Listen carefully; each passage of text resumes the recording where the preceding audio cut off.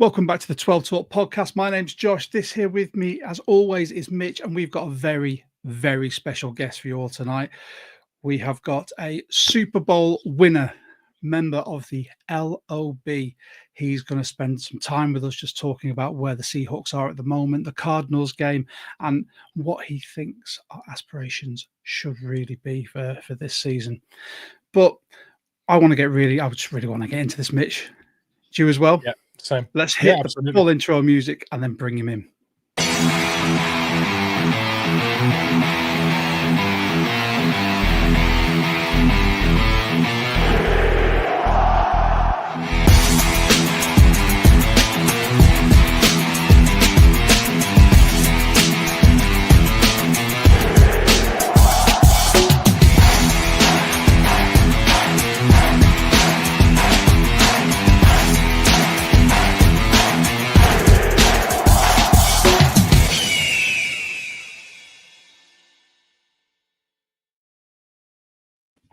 Let's get to it. So we're very fortunate that this absolute legend has allotted some time before he has practiced himself.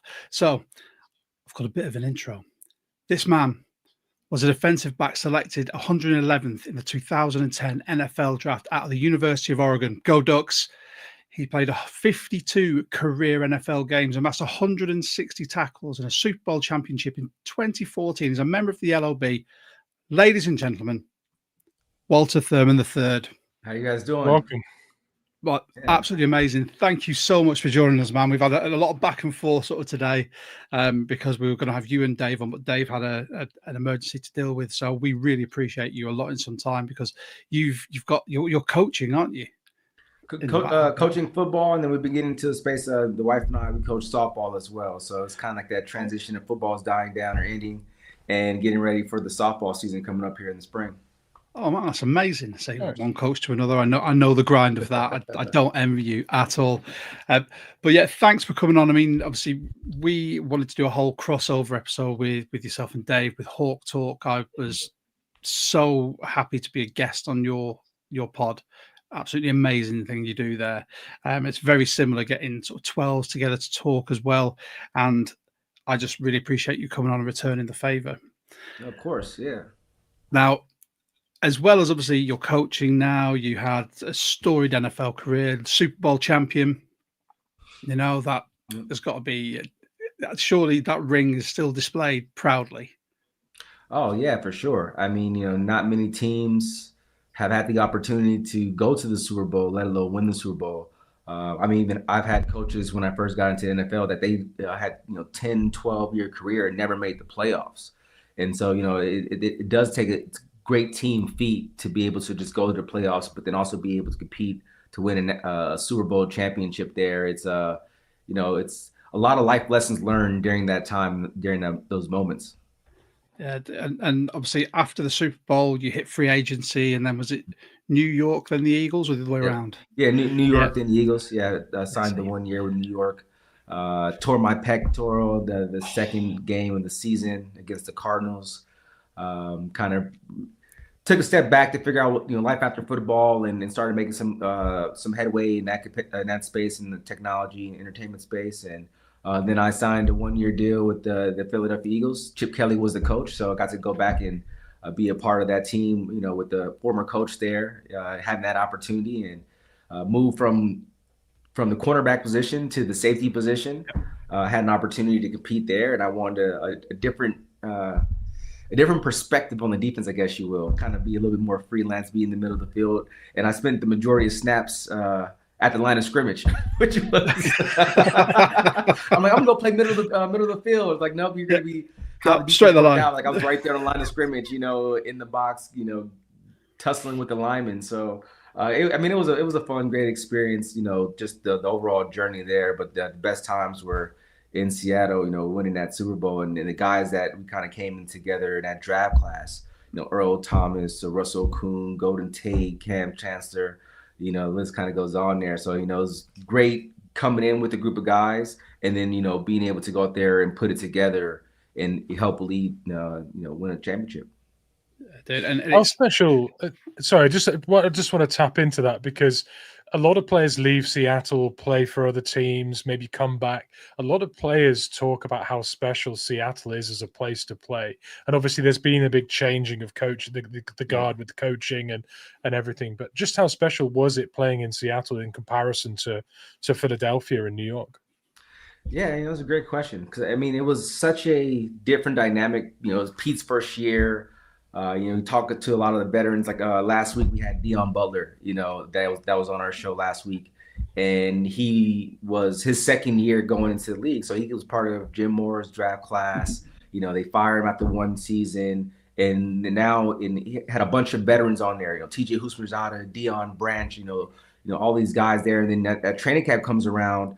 And all these guys are released, and so now he, a second-year player, he's one of the veterans in the room, and it's one of the, and that was the thing with Pete. He kind of shook things up, trying to find his team, trying to find the right guys, bringing in, making things simplistic on the defense side of the ball to where guys could utilize their athletic ability and their skill set.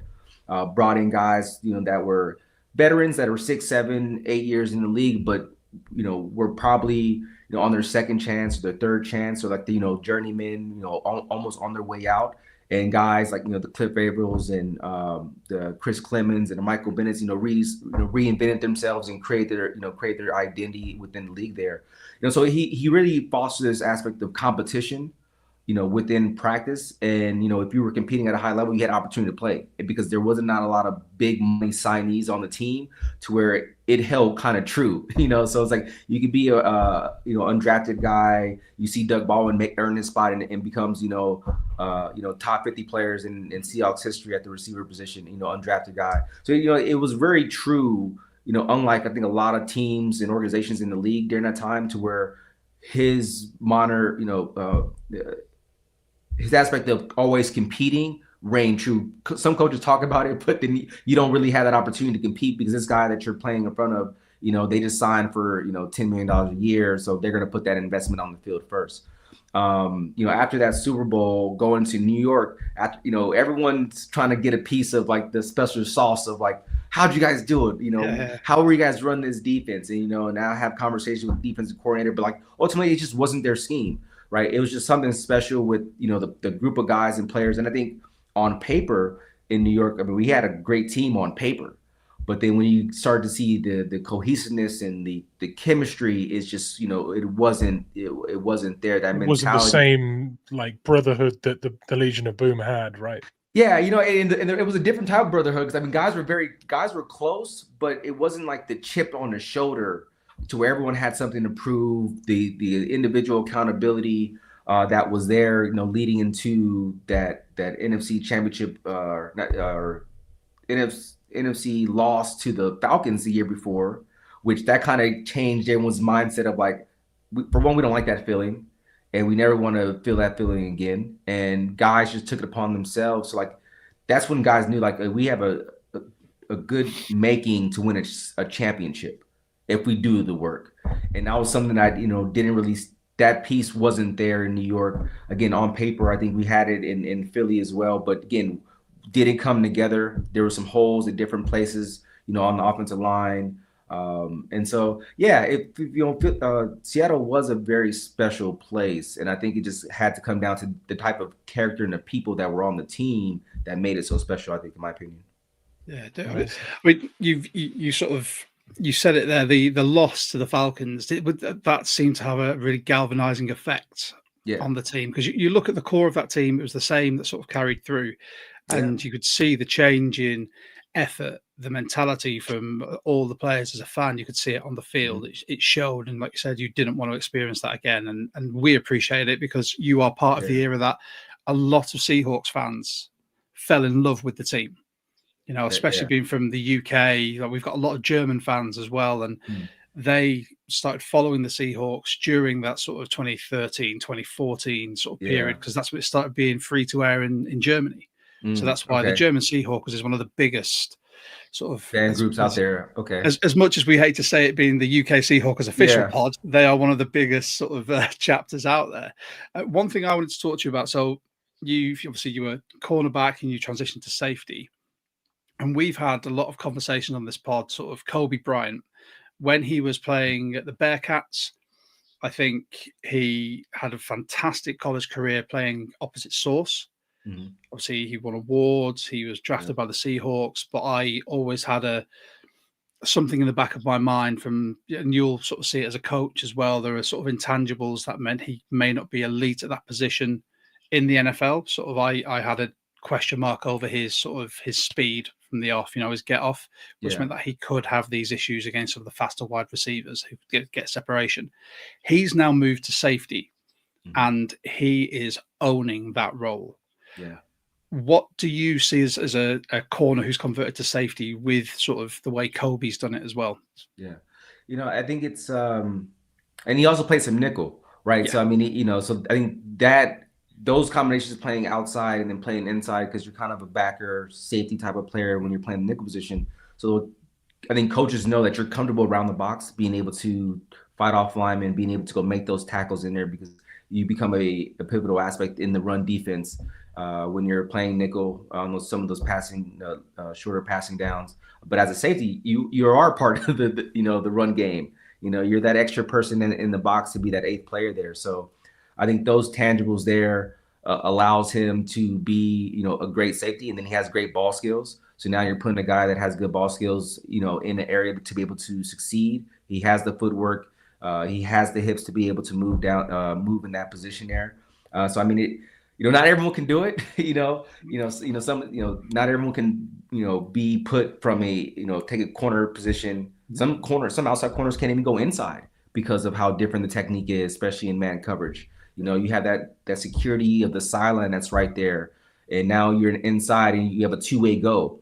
So for him to be able to transition from the cornerback position to safety, made a lot of sense. I think it makes our defense that much stronger. But then you also now don't have to bring another nickel cornerback in to cover that, that third wide receiver. You can put him down there and have more of a base, stronger, stouter defense, within that capacity as well. So I think it could be very versatile of having a corner going into safety, especially, you kind of seen that with the New England Patriots when they signed Devin McCourty in transition from corner to safety, to where you don't have that 220-pound, 215-pound safety. You have the 190, 200-pound corner that's converted, because, again, it has become a pass-happy league. So now you have more versatility of having a guy like that can cover, but then also can play in coverage.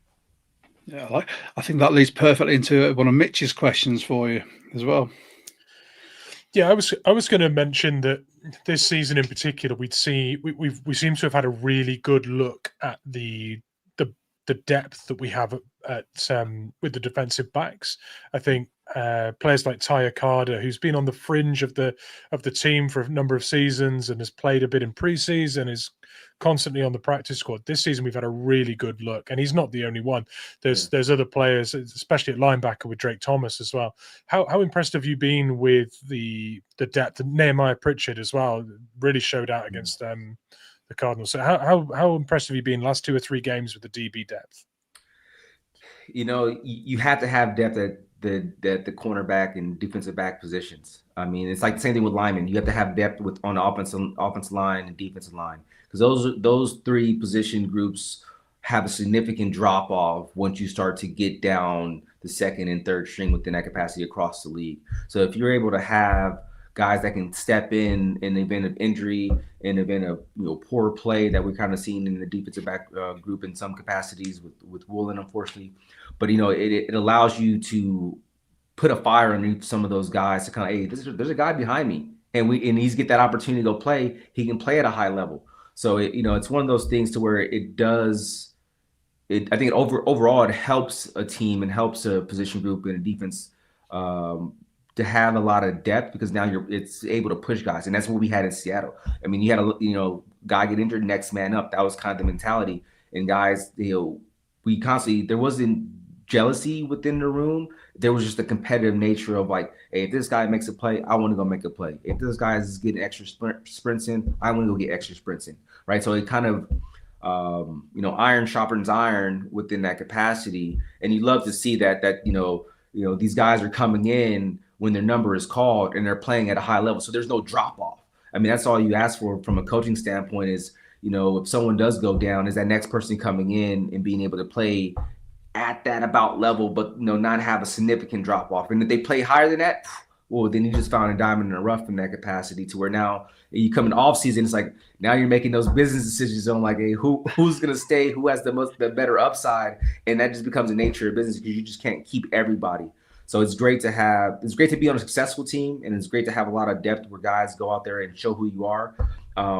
Obviously, you have to reload that, because those guys will go off to a different place given the financial circumstances within the league. Unfortunately, it's not like baseball where you can just pay those guys and keep them on, which, maybe that's something to consider down the line, to where you keep that integrity of a team and not have to, let some of those players go. But, we'll see when that time comes. Yeah, I think Mitch and I sort of said this on the pod a few times now. We're in a really good position because we've got, was it 70, how much did you say, Mitch? 71 million dead cap at the moment? Just under 70 million dead cap, and we're competing with the best teams in the league, and we're power rankings have got us right at the top. But that 70 million could have been a bunch of vets in free agency, and I think going into the next season with the ability to spend a bit of money on some high quality free agents, but also showing this year that we are a contender. Yeah. You'll have players that want to contend and will have the capacity to pay them. So I think that projects really well going forward. And we have a fairly young team too. So I mean, yeah. I think knowing Schneider and kind of how he's kind of playing the situation here, like, yeah, there's all this money that's in the pot here, but it doesn't necessarily mean it has to go to free agency. It doesn't have to go to free agent guys. You may pull a couple of guys here and there, but I think that money stays in house. I think it allows you to keep, guys that, you don't let them go off somewhere else in free agency. You can retain those guys, Witherspoon, even Woolen, if you want to keep him and utilize that aspect of just having that depth. They paid, Jordan Love, but then Njigma is going to be coming up. So you're going to want to get him, tied down on some type of extension coming up in this next year. So I mean, yeah, having all that money free, it's like I think they're going to really analyze on where do we need that veteran help or leadership, and can we deploy that capital there? If not, I think they kind of keep it in house and kind of build within. And I think, Schneider comes from that Green Bay, tutelage, to where, you grab guys, you build them up, and you create that ecosystem there. And you kind of see that with some of the personnel that we have in house. Yeah.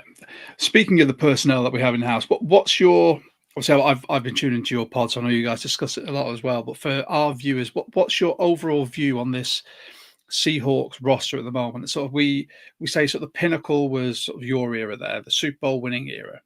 And then where do you see this roster currently ranking? Obviously, we've not got a chip yet, but do you think this has the makings of a chip? Mitch and I have said it's sort of a 3-year rebuild, and we're in year 2 at the moment. Yeah. By all accounts, this team is well ahead of the curve to what we thought.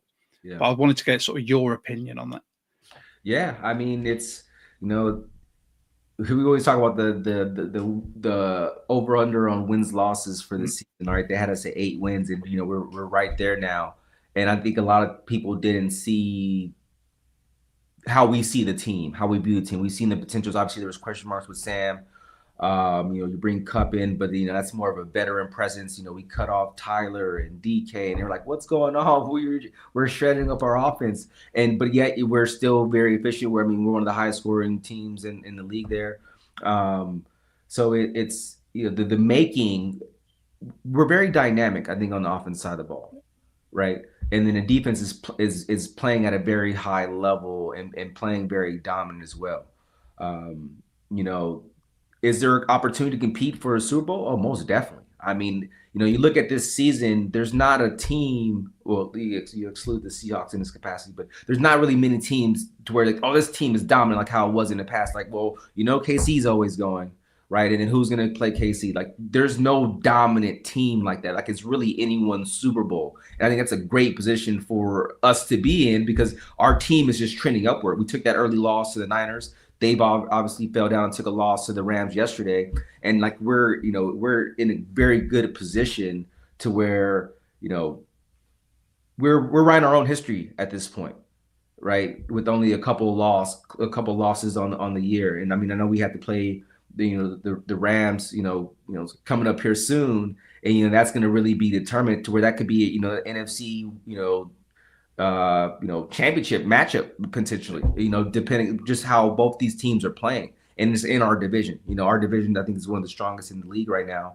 And I think it's good because the last time that happened, we won a Super Bowl. When we had two dominant teams in the NFC West, go to the championship there and go and compete for a Super Bowl. And so I think it's shaping up for that to be the case. I think that early loss, smacked the guys in the face to where that was a very winnable game. Tampa Bay coming in there and beating us at home was another winnable game. And it was like, okay, well, a reality check here. Let's reset. Let's really bunker down. Obviously, we had some injuries. Guys stepped up. I think guys are really starting to find their groove right now on the opposite side of the ball and then on the defense side of the ball to where, we're in November right now, but this is where it's getting, very interesting us being able to write where we want to go and how deep in the postseason we can go. And I think that we have the team to be able to go win a Super Bowl. Great. I think we have a coaching staff as well. I think one of the biggest things that Mitch and I have been talking about with our sort of viewers, followers, members of our Discord, the coaching, you can see the difference this year. Look at the O-line. The O-line has had one major change, really. And they're one of the best units in the league. You look at how well drilled this defense is now that they're in the second year of the scheme, now that they're all playing on a piece of string. Everyone is moving and everyone's in tandem and constant communication as well. I'm going to ask you, with the Cardinals game yesterday, how did you feel about that in general? You look, it's a game of two halves, as we'd say, but what was your overall feeling like? I unfortunately I didn't get to see the game in my region, unfortunately. So I was scouting the opponent. So the Niner Rams game was on. But just being able to see the highlights and being able to force 3 defensive touchdowns, through just pass rush. I mean, that's it right there. I mean, that's the game changer of championship football. Is can you get pressure on the quarterback? And we know we have the defensive back group to be able to do so. And then the offense, has been playing, pretty lights out. And Sam is, I think one stat was that he has more touchdowns than he does incompletions. He's playing very efficient right now. And again, we're just trending upwards. And for any sports team, you want that to be the case. Again, it's Sam was doing this again in Minnesota. He was trending the whole way. And then the back in December came around and, the season happened for them, right? Hopefully we don't have that, Sam. I think we have a different type of mentality. I'm at the high school, so that's what I was going to say. I hope that's not fire alarm. If it is, go. Get out of here. See you guys later. No, but yeah, so I think we're in a good position. I think like you said, we have a coaching staff that has been there before, that has done it. They understand what it takes.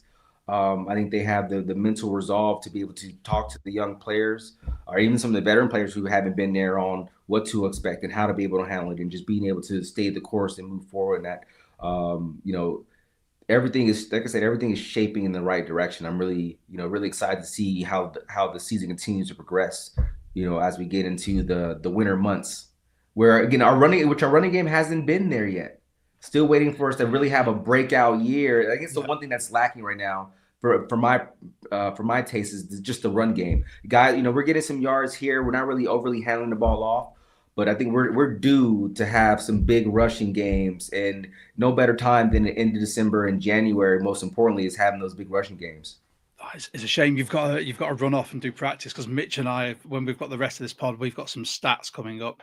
We've got players that we need to highlight as well, and the run game is something that we've banged that drum to the fact the skin is just wearing so thin right now. But it's got to be coming. It's got to be.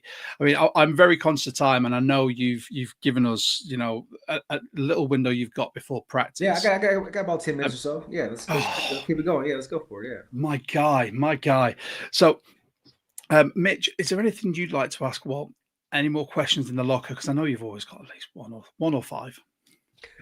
Yeah, well, I'd like to bring it. I don't know how much you saw last week. There was there was a lot made about the Seahawks DVOA this year and how it compared to some of the greatest teams of all time. And I know that that's a really sort of it's a funny thing to bring up, really, because we're 8 games into the season. This team haven't won anything yet. You've not won anything, but statistically, being 48% up on DVOA is really, really solid. It puts you right up there with the Chicago Bears 1985 team, for instance, is really similar to that.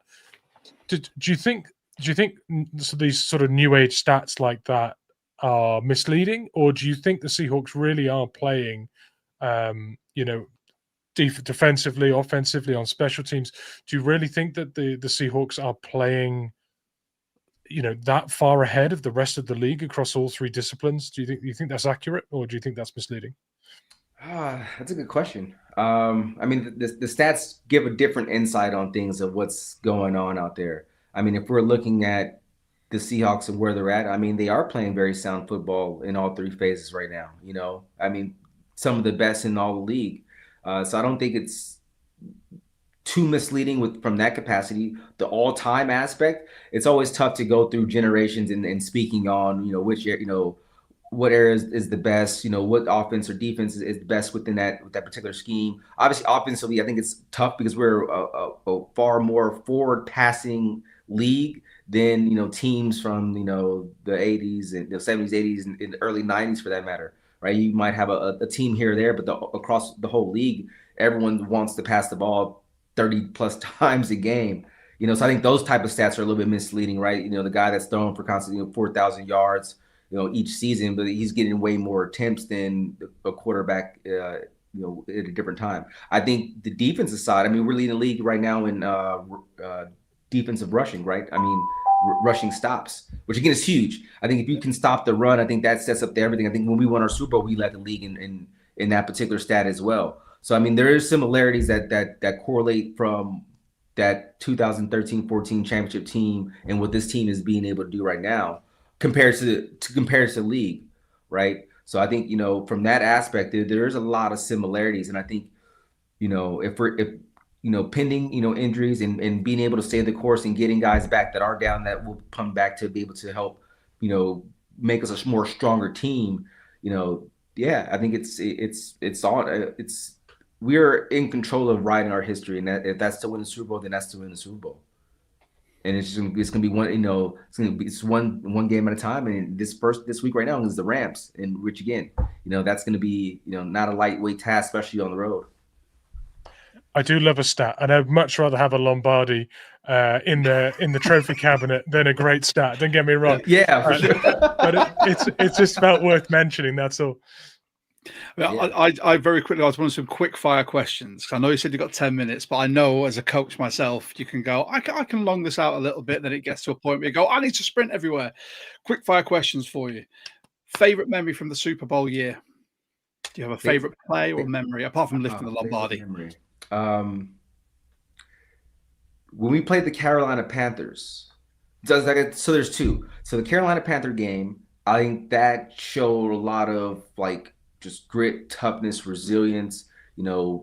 Essentially they're going in to score to close the game out, and Earl forces a fumble and gives our offense an opportunity to be able to go play. I think that set a different foundation of oh damn, this team is different. And then other one is the Texans game, being down 20 going in the 4th quarter and us coming back to win that game. And I was just like, whoa, shit, okay. This is, a lot of teams fold in these moments. There was not a moment to where we looked at it. It was like, hey, it takes 4 quarters to win games. We have a whole quarter left.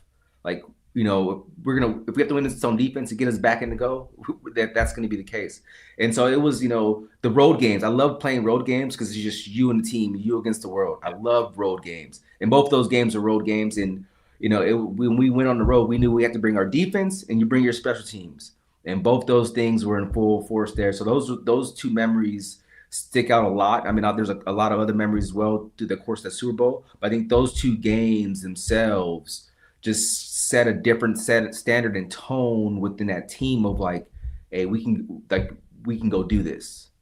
And then go back to stats. You talk about, I'd rather have the Lombardi trophy than the stats. the Denver Broncos led the league in all the offensive statistic categories.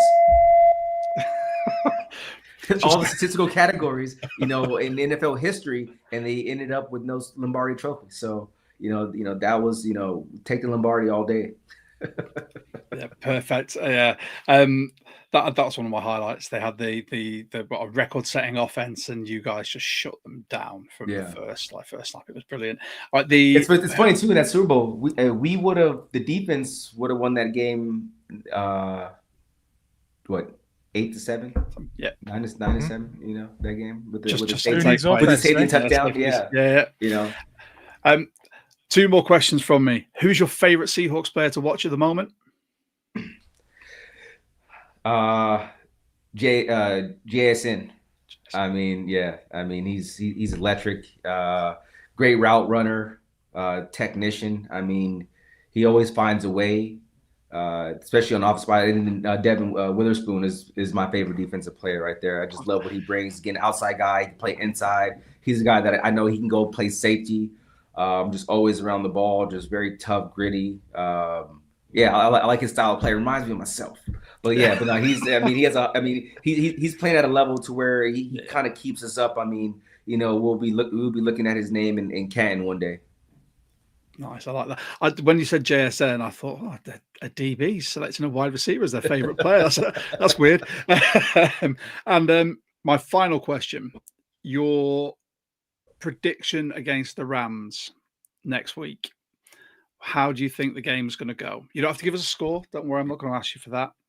But in your experience in these type of games against such a tough opponent when it comes to a divisional matchup, what can we expect to see? The Rams set up their offense by running the ball, and I think it's going to be a low-scoring game. Honestly, I think it's going to be a slugfest. It might be one of those to whoever has the ball last, is going to either win the game or hold on to the lead within that capacity. But I can see it being a low-scoring game. I think it's going to be one of those. It's going to be, like I said, it's going to be that championship kind of feel within that. Obviously, we would want the offense to be able to put up points, and I think there's opportunity for that to be able to happen as well. But I for sure think it's going to be a lower-scoring game than what's anticipated, though. But again, I think we go on the road. I think we've been playing very well on the road. We play better on the road than we do at home, which is crazy. You talk to a lot of fans, they're saying like it's just not the same feel at home as it was, at once upon a time. And that's very unfortunate because that was a great, advantage being able to have those home games. But we're playing at a very high level on the road. So I like us being on the road. So I think it's an opportunity for us to be able to go in there and not even steal a win, take a win, in SoFi, and be able to cement ourselves on top of the NFC West. I like it. Positivity. That's what we're all about on this pod. Yeah. Right. Before you go, do you want to tell people where they can find you? Yeah. On X, Walt Thurmond III, and then on Instagram it's King Walt 6. So yeah, I'll type it in here on the chat for guys and gals. But I appreciate we'll put it. Yeah, we'll put it down. You guys having me on though, for sure. And when I get out to the UK, I'll hit you guys up. Do one in person. That'd be awesome, man. Yeah, we really appreciate you making the time to come on. We'll have to arrange something so we can get you and Dave both on, and we'll do a proper joined up pod. But this has been absolutely amazing. Well, thank you so much, man. Get yourself to coaching, get yourself to training. One quick comment that came in was just for Maxie: can Walter please head to the head teacher's office, purely because of all the bad. What are you doing on a podcast in class? Dude, we just really appreciate it. It's been an absolute ball. Mitch and I are going to be on here for another half hour or so talking about the cards game, but we really appreciate it. And I'm going to let you go, and you go and coach the hell out of that team, my friend. Thank you, man. Appreciate it. Thanks, Josh. Thanks, later, man. Bye. Yep. Have a good one. Cheers. And there you go, ladies and gentlemen. That was Walter Thurmond III, just freeing up some time for us, which we really, really appreciate. He was absolutely awesome, and a member of that LOB that we all have so many fond memories of. Mitch, usually we would do sort of winners, losers, highlights, but I think we can just sort of mash them all together, because that game against the Cardinals was, as we said there to Walt, a game of two halves. It was the first half we looked absolutely unbeatable. Then the second half came. Are we going to talk about the second half and not at least indulge in some of that craziness we saw? Let's indulge in the first half first, because I know you have got stats galore. I've seen them, and I think we should go through some of these. I think first of all, let's look at sort of some of the highlights of that first half.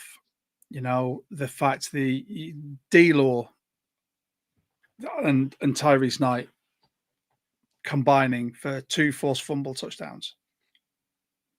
Yeah, and I think when you look at that, D-Law's the guy in the end zone. You know, instinctively it's great. The ball bounces. You know what it's like playing rugby. Sometimes the ball bounces for you, sometimes it doesn't. Same in the NFL. That ball both times just popped up into his breadbasket every time, and he only had 20 plus yards to carry it in. He was the 4th player in NFL history to score 2 fumble recoveries in the same game. But he was also the first player to score 2 fumble recoveries that were over 20 yards. So it's happened before, but it's never happened quite like he did it. So he got the credit for that. I think you do really have to look at what Tyrese Knight did on both plays, because it was next level, and 75 to 80% of the great work had been done by Knight. D-Law did a great job finishing it off, but there's a lot of work behind the scenes done there by the personnel both times. Yeah, and we said this on the last pod.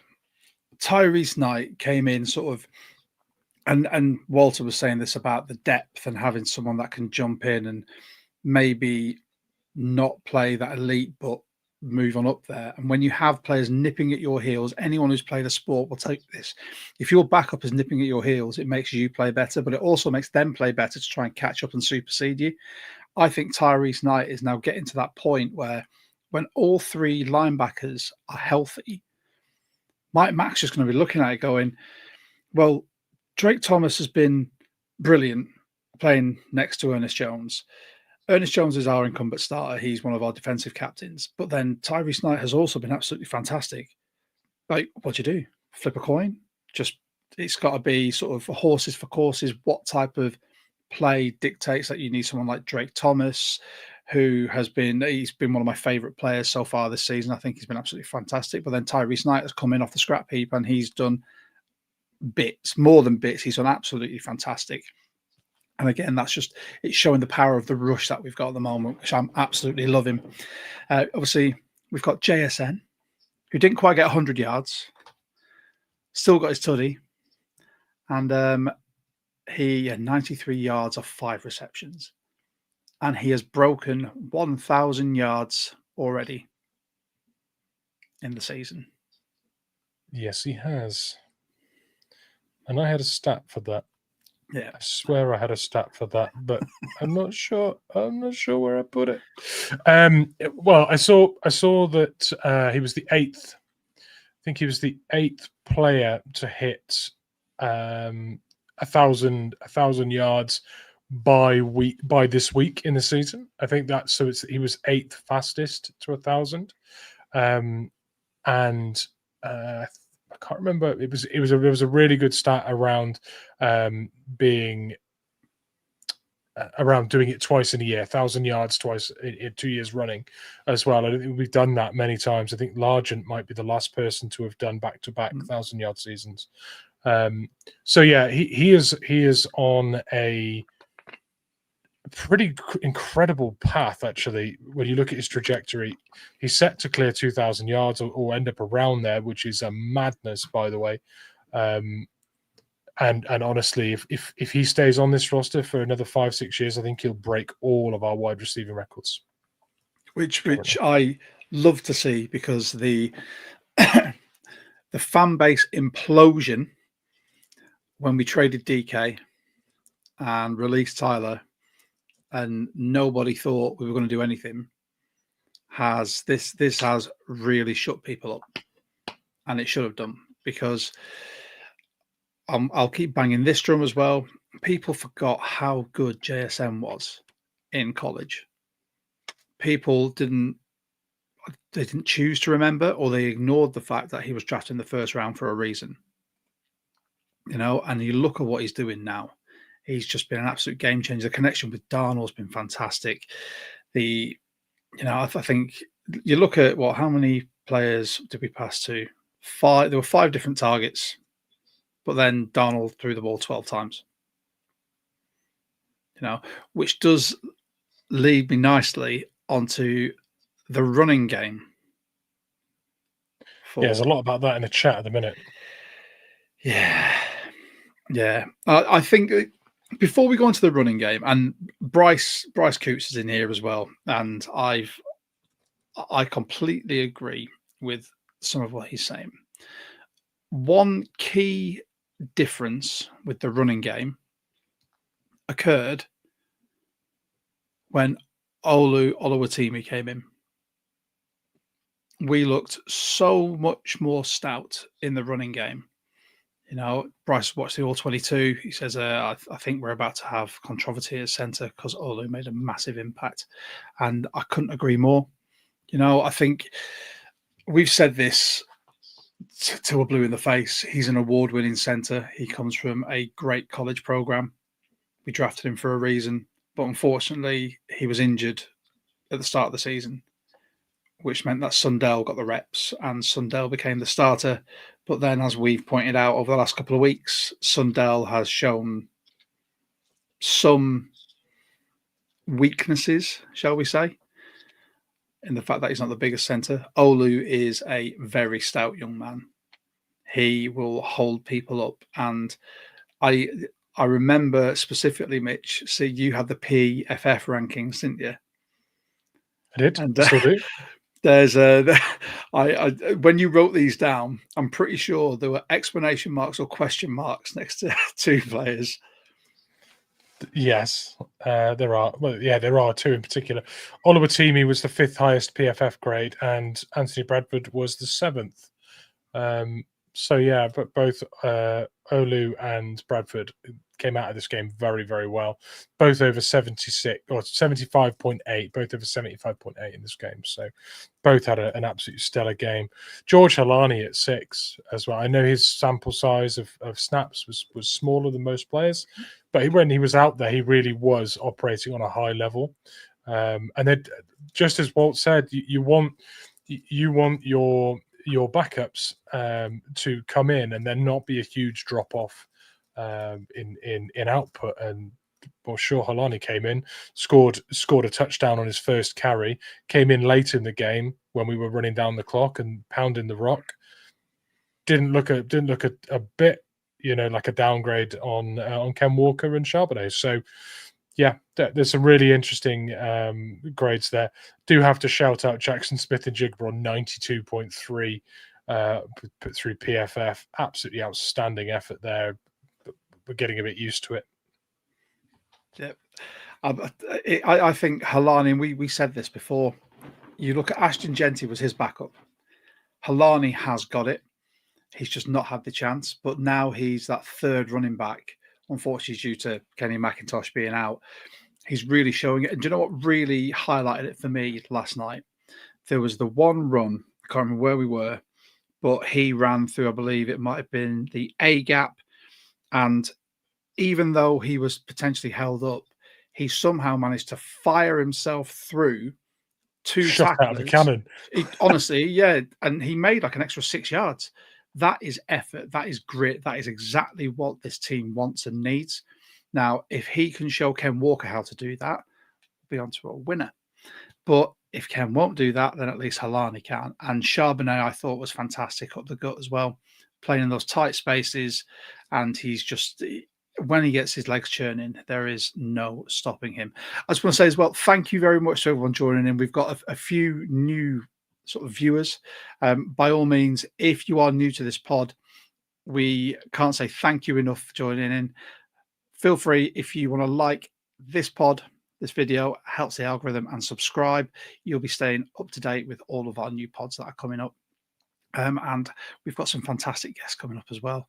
We'll hopefully have Walter back on with his podmate, Dave DeRoches, who's an ex, so as a Seahawks lineman alum. So we're going to get into the nitty gritty with them as well. And we've got some other fantastics coming up. Now, I don't know if it's the English pessimist in me. We've spoken about how well we played, the fantastic bits. Are there any other great periods of play you want to highlight before I take us down into the doldrums a little bit? I think I wanted to shout out Sammy D, and I know that it statistically it's not his gaudiest, stat line, but actually he only really threw the rock in the first quarter on the first drive, really, to get the offense going. And they obviously had their plan for the initial drive and whatnot. Most teams do. It was perfectly executed. I think he was 8 out of 9 throws. But actually, when you think about the way the game went, you look at that stat line in the end, it doesn't look crazy. But actually, he became the first quarterback in NFL history to be to have 6 out of 8 games at above 100 quarterback rating 2 seasons in a row. He did that with Minnesota last year. So that level that people said wouldn't be repeated this year in Seattle, that record-setting pace. Well, yeah, yesterday he hit the same mark and set a record. So, stat line didn't tell you that, but when he needed to throw the rock, he threw it well. He got the momentum going. The defense took control of that first quarter, so he didn't see an awful lot of the ball. But yeah, did a great job with what he had. And that pick that came off the back of Barner's helmet, is that anyone's fault? That's what I wanted to say for Sammy D. Yeah. So as well as saying thanks to everyone for your very kind comments, there's one person who's just jumped in you've been put on a timeout, my friend. You're on a naughty step from commenting, so enjoy that. There are so many questions that are coming in. We'll get to them very very, very soon, and some fantastic comments as well. Now, the second half, should we get into this? Because it's something that I said to you, and I said on the Discord, it reeked of overconfidence and dropping your guard. It was, we have just dog walked this team in the first half, and then there were some uncharacteristic mistakes, a little bit of lack of effort, and it showed by allowing the Cardinals to get back into the game. I mean, there were some fantastic sort of moments as well when you look at the Nehemiah Pritchett sort of touchdown stop, but we let them run on us. We were leaving them open. Brissett seems to have more time in the pocket as well. There was a lot of missed opportunities for sacks. And I wanted to sort of talk to you about that, Mitch, whilst we're live. Did you sort of see the same? Was it a matter of you come out of the tunnel and anyone who's played a sport and you're up by a certain amount, you'll come out and be like, it's a cakewalk.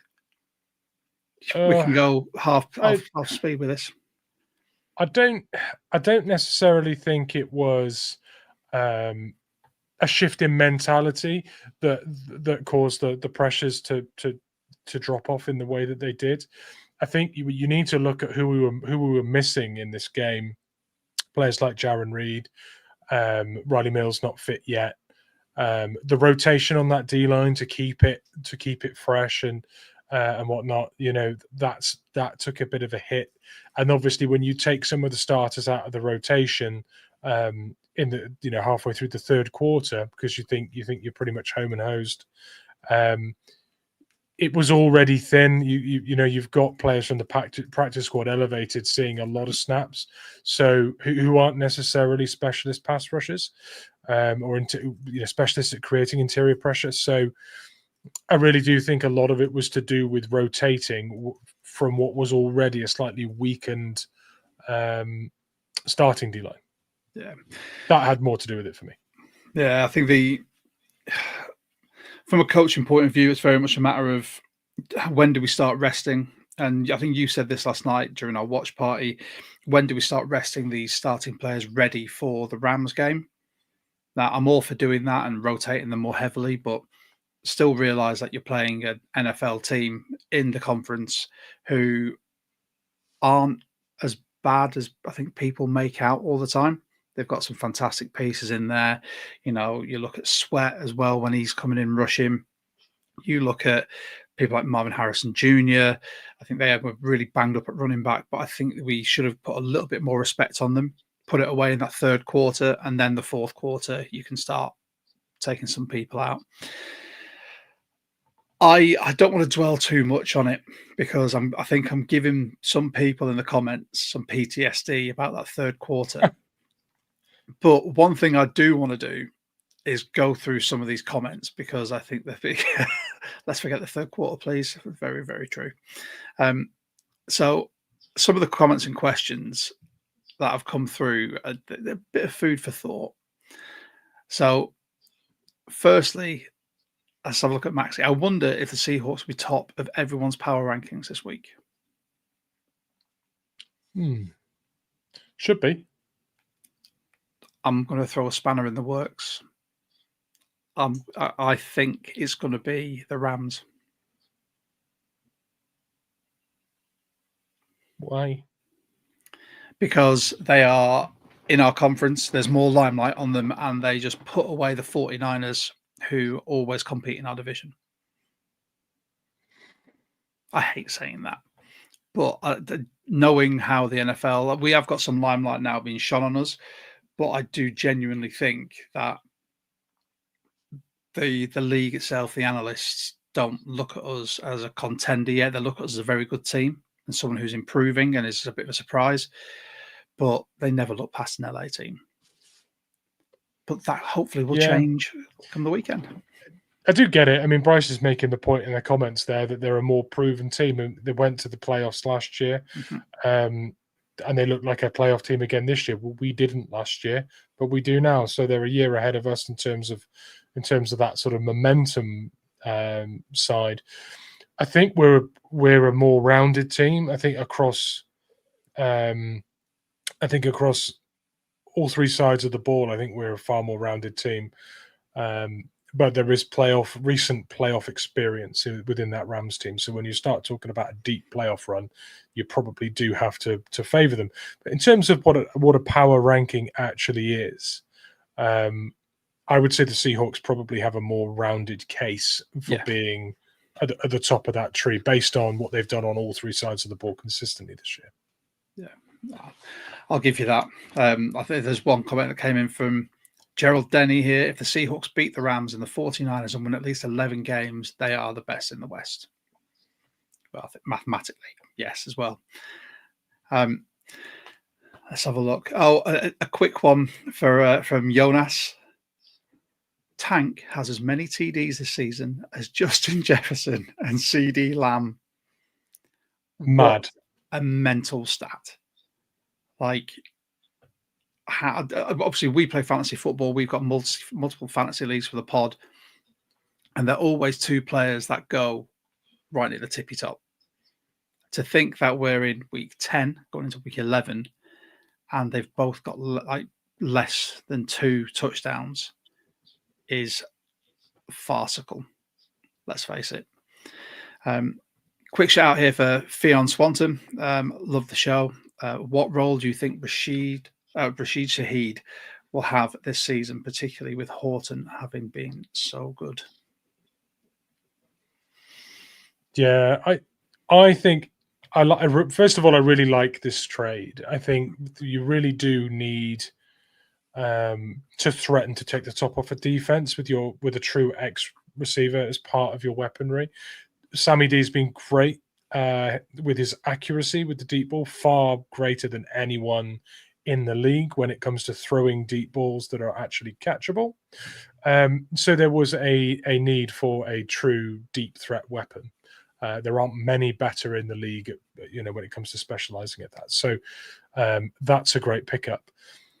When it comes to what role he's going to play or how much of a role, that's difficult to call, because if you've got JSN fit and you've got Cooper Kupp fit and you've got all these mouths to feed, like the tight ends and the running backs and everything else, it feels like a bit part.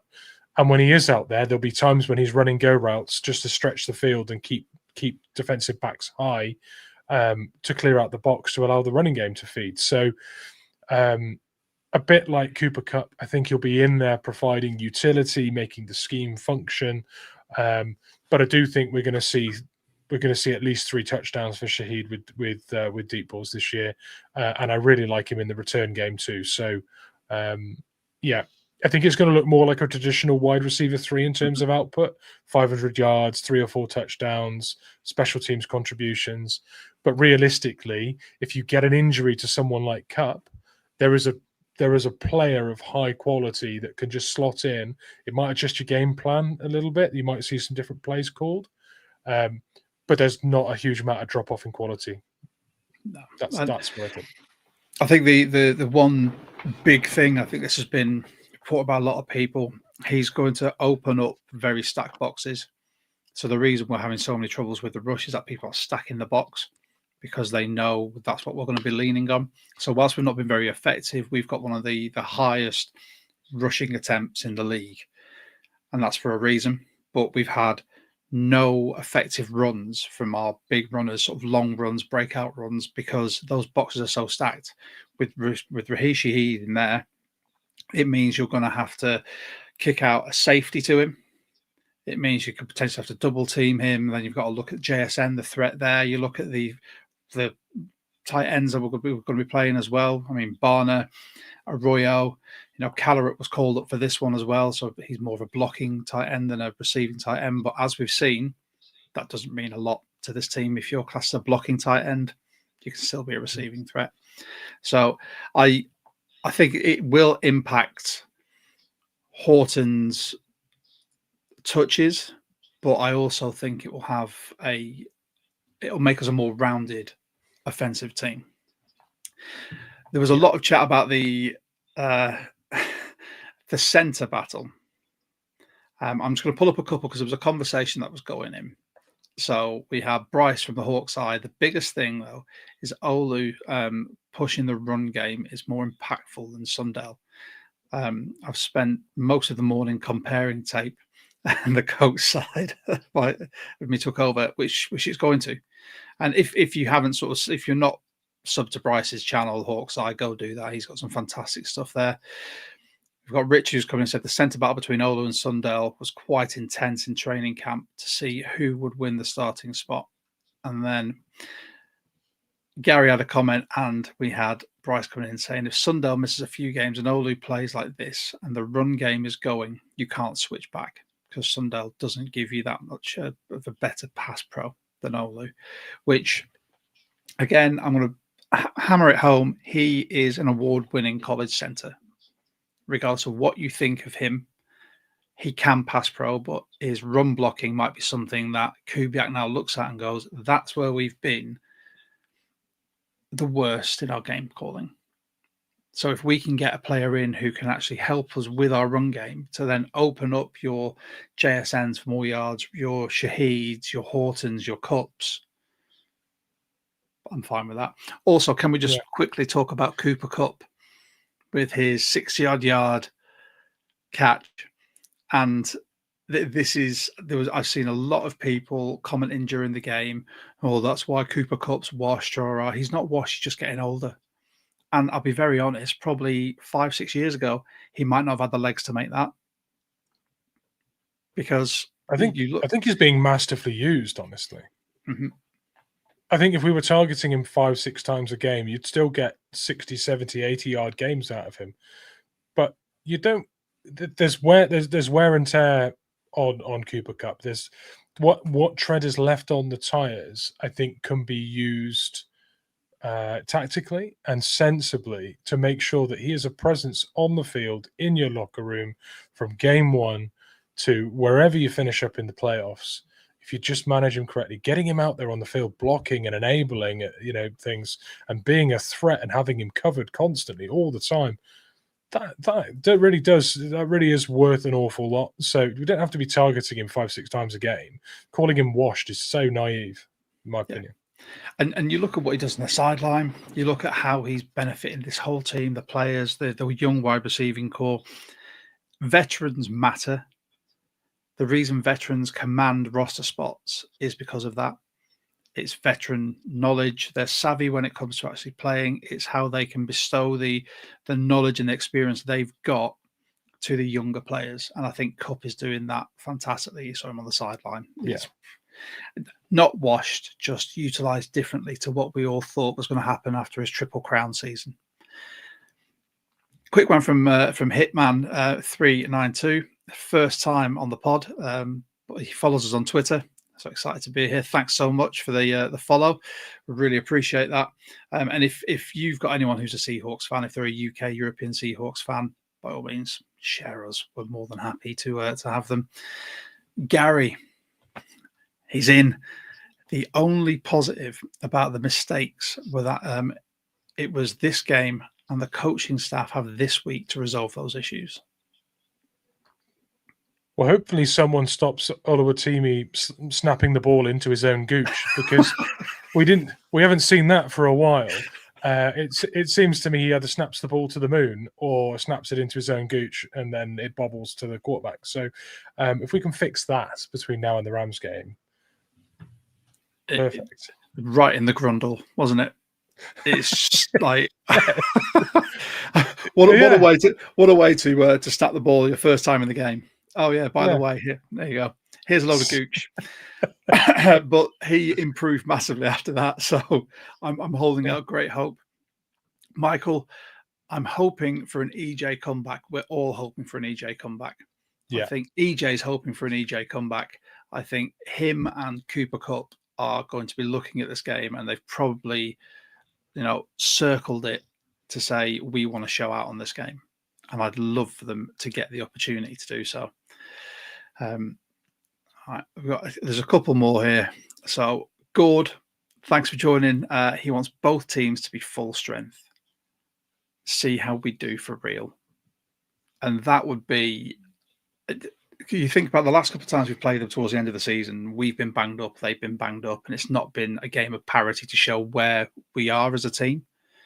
Yeah. If we're both at full strength, I'd love to see that. I'd love to see Puka going full tilt. I'd love to see Jamal Adams, see how our cornerbacks do, how Nick Manwari, can help really with sort of coverage game. I'd love to see how our O-line does against their rush. There's so many things that we can look forward to and really, really hope that we come out of this. And Walt said, and I think Bryce has said it, it's going to be a low-scoring affair. So I'm not a betting man, but I think that means like hit the under.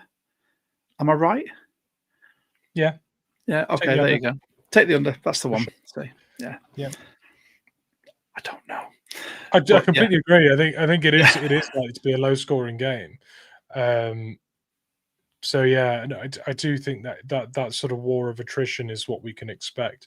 But I think if that doesn't happen, there'll be one big factor, and I think it'll be our pass rush versus their offensive line versus their pass rush versus our offensive line. I think when you hold the two up next to each other, I think our comparison comes out slightly favorably. So yeah, I think if anyone wins that war of attrition or breaks through that and actually puts some points up, it'll be us, and I think it'll be for that reason. Yeah, defensive slugfest probably. That's what Jonas said, and I couldn't agree more. I have thoroughly enjoyed this, and I'd like to say thank you to absolutely everyone who has tuned in. If you haven't already, subscribe, hit the notification bell. You can find us on obviously YouTube, Spotify, Amazon, Apple, all those good things. And if you've not, you can follow us on multiple forms of social media at 12 Talk Pod on Instagram, TikTok. We've got a Facebook group and X. All the links are down below, as well as the links for our guest Walter Thurmond's pod, Hawk Talk. that's all down there. I just want to say a massive thanks to everyone. If you're not already, please, please, please go and join our Discord. The majority of people that watch our pod are in our Discord, and we have got a fantastic group and a community that's growing more and more there. And the king of the Discord here has done a fantastic job in moderating that. It's a friendly place to be, to talk Hawks with people and just to make friends. And the watch parties are always absolutely amazing. There you go. Amazing. What a pod. That was great. Walt was fantastic. If you want to appear on a pod as well, we do have some openings for the rest of the year. We've got some fantastic guests. But if you do want to join, get in the Discord, drop us a DM, and we'll see if we can get you on. There you go. The Discord. Finish with that. Get is in the one of Discord, the most everyone. Fun places to hang out online. Thank you so much. And that's all we're aiming for. Mitch, the time has come in the pod where I get to ask you if you want to join me in a Go Hawks. If we can't do it when there's two of us, we might as well just hang it up and never try again. Because I'm going to do it every single week. I don't care now. It's a tradition. So from me, from Mitch, from Walt, I'm sure, thank you so much to everyone for tuning in. And on the count of 3, 1, 2, 3, go Hawks. Go Hawks.